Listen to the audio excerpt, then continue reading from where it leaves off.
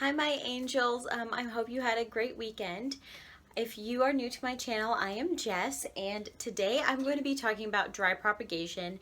And this is something that has been working super well for me, way better than normal propagation. And so I'm excited to show you guys kind of my progress so far, why I like it, what to do, etc., etc.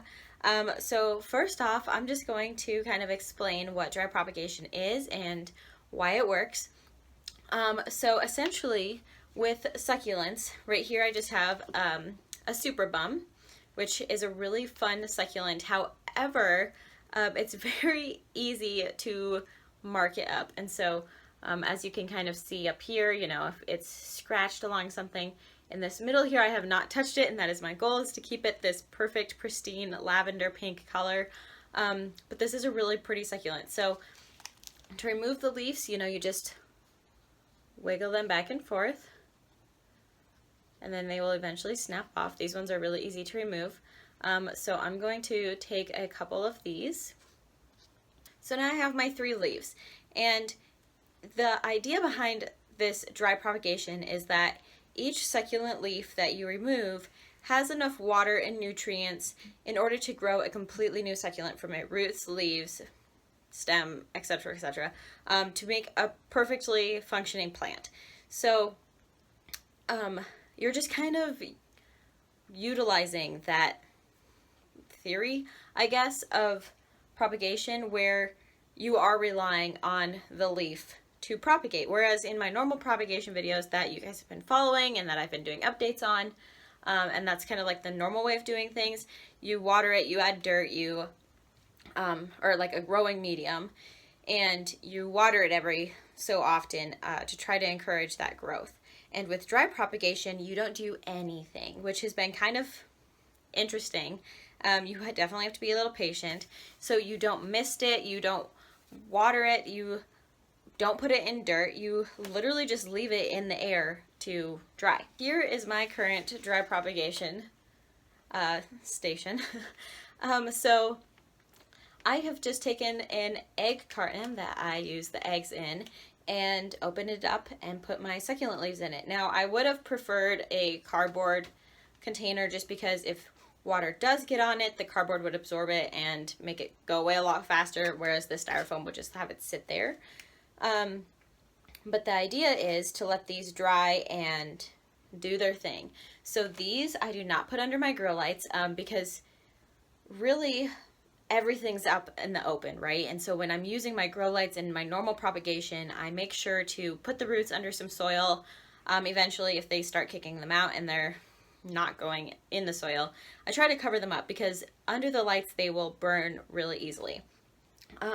With dry propagation, however, you don't have any soil to put the succulents roots into, and so I try to make sure that it's not in as bright of light, and so I keep it on the floor off next to my grow light. So if my grow light ends here, it's right here, it's not underneath like the rest of my trays.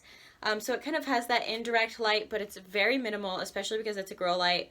It's not as concentrated or like as powerful as the sunlight, and the grow light's concentration is going to be directly beneath it. So I just wanted to talk a little bit about what's going to work in dry propagation in comparison, because some things work better than others. So this is after about a week of removing the leaves. Obviously, I just removed these ones, the super bums, but I'll just flip you around and kind of show you what I got going on here.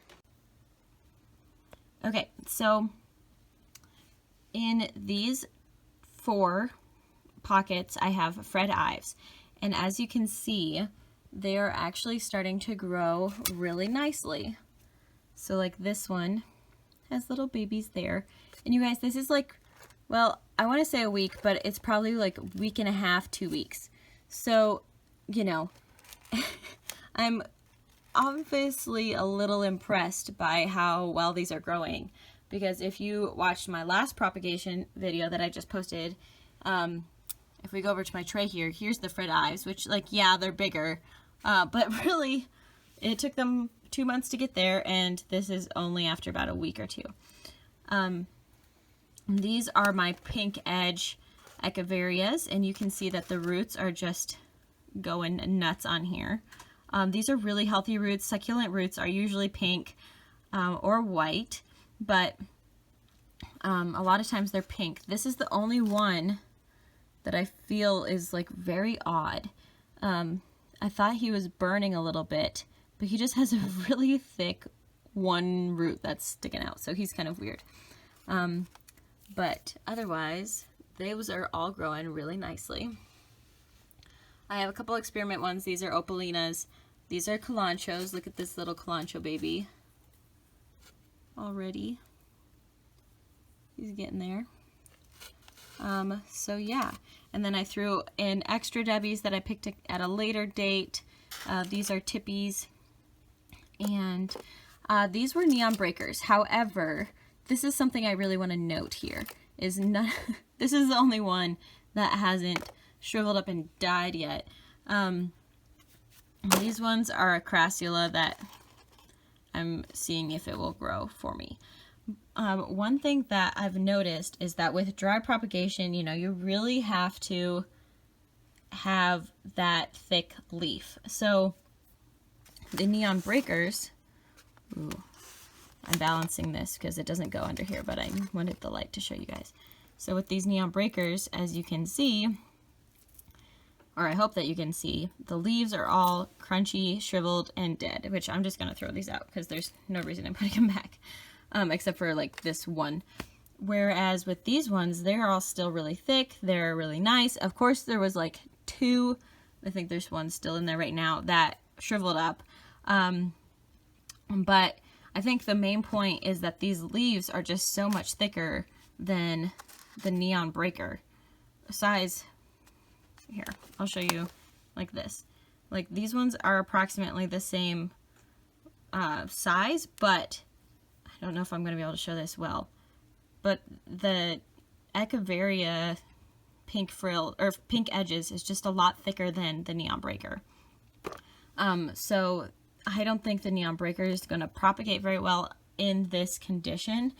I have one in my mandala that I think will work well, and a lot of times I've noticed that they work really well to propagate them underneath the plant itself. But for now, I'm hoping that this is what you guys will see, is you want these really fat, juicy leaves that are going to have enough nutrients in order to make a little baby in roots. This is my grow light, and he just sits right there. All my other propagation trays go directly underneath, but I do not want his leaves to burn, or his roots to burn, so I keep him under there. And you'll see if they're starting to burn because they'll get a little crispier, really dark red, really thin, in comparison to the pink thick. So yeah, I will keep you guys definitely updated on that propagation tray because I'm already obsessed with how it's doing so far because there's so many roots, there's so many little babies. None of the roots have really dried out yet. I've done this in the past and I've loved it. The egg carton's really easy to get a hold of. You don't have to worry about succulent babies rotting.